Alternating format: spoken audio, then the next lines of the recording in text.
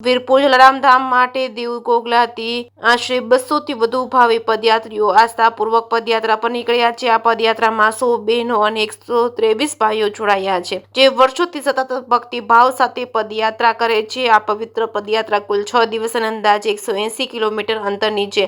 પદયાત્રીઓનું ધૂન અને ગરબા કરતા કરતા આનંદ અને ઉત્સાહ સાથે યાત્રા પૂર્ણ કરે છે। પદયાત્રીઓ ભાવપૂર્વક કહે છે કે જલારામ બાપા અમારી સાથે જ છે, તેમના આશીર્વાદથી અમને આ બધું પ્રાપ્ત થાય છે। પદયાત્રાનો છેલ્લો પડાવ વડિયા ખાતે રાત્રિ રોકાણ સાથે યોજાય છે। વડિયા ખાતે મિતુલભાઈ ગણાત્રાની ટીમ દ્વારા પદયાત્રીઓ માટે ભોજન, આરામ અને ગરમ પાણીની સુંદર અને સુવ્યવસ્થિત સેવા કરવામાં આવે છે। છેલ્લા 15 વર્ષથી સતત દરેક પદયાત્રી આ સેવાનો લાભ લઈ રહ્યા છે, જે સાચી સેવા ભાવનાનું ઉત્તમ ઉદાહરણ છે। જેકે સિંહ સાથે રાજુ કારિયા, વડિયા।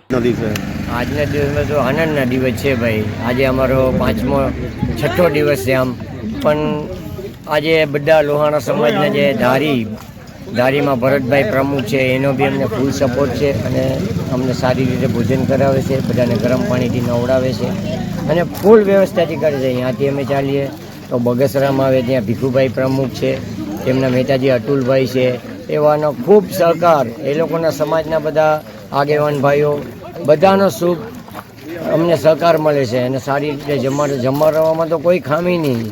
મને તો એવું લાગે કે કદાચ જલારામ બાપા અહીંયા નિમિત્ત બનીને આવી જતા હોય અને અમને આ ભોજન કરાવતા હોય। ત્યાંથી વિશેષ વડિયામાં તો અમને એ પિન્ટુભાઈ ગણતરા ખરે પગે ઊભી અને એટલી વ્યવસ્થા કરે છે ને, આજે વર્ષોથી આજે મારી 15મી યાત્રા છે આ, પણ મને ક્યાંય એમ ન કહે કે આ રીતે થાય, પણ એટલો સવારના 6 વાગ્યાથી પણ આવીને અત્યારે 8 વાગે નીકળ્યા તો પણ ત્યાં એની હાજરી અને ભગવાન તેને ખૂબ ખૂબ અમે એને આશીર્વાદ અમારા પગ તરફથી આ બહેનોના દીકરીઓના એને ખૂબ ખૂબ આશીર્વાદ અને જલારામ બાપા એને સારી રીતે સુખ અને સંપત્તિ આપે એવા અમારા પગયાત્રીના આશીર્વાદ છે।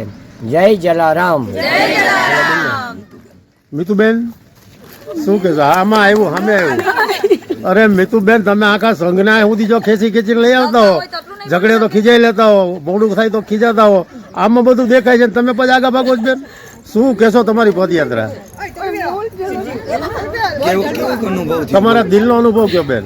તમે જલારામ બાપા સાથે જોડાયેલા છો, તમને જે ફીલ થાય નહીં કયો, અમે કઈ નહીં કયો। અમારી પર કૃપા છે, તમને દર વર્ષે એમ થાય કે અમારે આ તો પગયાત્રા કરવી એટલે કરી જવું જ જોઈએ ને। આ બધા સંઘ અને અમારો એવો સાથ છે દર વર્ષે કે કઈ બી કરવું હોય ને સંઘ અમારો સાથ છે બધાનો એમ ને। જલારામ બાપાને અમારા પર બહુ કૃપા છે, દર વખતે સંખ્યા વધે છે। આ વખતે તો તમારા 2 સંઘ, એક સંઘ તો નીકળી ગયો 150 200, આ બીજો સંઘ છે। સરસ। શું છે આસ્થા જલારામ બાપા પ્રત્યેની આથી વિશેષ કાંઈ એવો જીવનમાં બનાવ બન્યો છે કે જે જલારામ બાપાને યાદ કર્યાનું કામ થયું હોય? ઘણા કામ થયા છે। એકાદો કેસ જો મગજમાં આવે તો કે જરૂરી નથી। જો ખુલ્લા પગે હોય ને છોકરાની સૌની ઈચ્છા બાબા પૂરી કરે કે તેમાં નોકરી મેળવીને લાભ આપે ને કામ થઈ પણ ગયા કે જલારામ બાપા નામ દીધું ને એ લોકોના કામ થયા એવી અમારા પર બહુ જલારામ બાપાની કૃપા છે। જય જલારામ। બોલો જલારામ બાપાની જય। 10 વર્ષના બાળકથી 80-85 વર્ષના ડોશીમાં કે જે લોકો આમ ચાલતા હોય ત્યારે આપણે આમ લાકડીના ટેકે ચાલતા હોય ત્યારે આપણે એવું થઈ જાય છે કે આ શક્તિ છે જ એમ। એટલે કોઈ પણ શ્રદ્ધાનો વિષય છે, આ બધો શ્રદ્ધાથી આવે છે અને જલારામ બાપા એની માનતા પૂરી કરે છે। જેટલા લોકો આવે છે એમાંથી કોઈ પણ ઠક્કર નથી। ઉનાથી પણ હવે આવે છે ત્યારે એમાં 20-25% હોય છે, બાકીના બધા આપણે દરિયાઈ વિસ્તારના હોય છે। પણ ટૂંકમાં કહેવાનો ભાવાર્થ એમ છે કે શ્રદ્ધા છે। પછી કોઈ પણ જ્ઞાતિના કોઈ પણ જગ્યાએથી ગમે ત્યારે કોઈ પણ આવે અને મને એવા સમાચાર મળે કે આ લોકો આવ્યા છે, એ કદાચ 1 હોય 2 હોય કે ગમે એટલા હોય, એની જલારામ બાપાના માતા પિતાના આશીર્વાદથી આપણે એ બધી વ્યવસ્થા અહીંયા એક ભગવાન આપણે નિમિત્ત બનાવે છે અને આપણે નિમિત્ત બનીએ છીએ। આપણે કરીએ એવું તો આપણી કોઈ તાકાત નથી કે આપણે કઈ કરી શકીએ।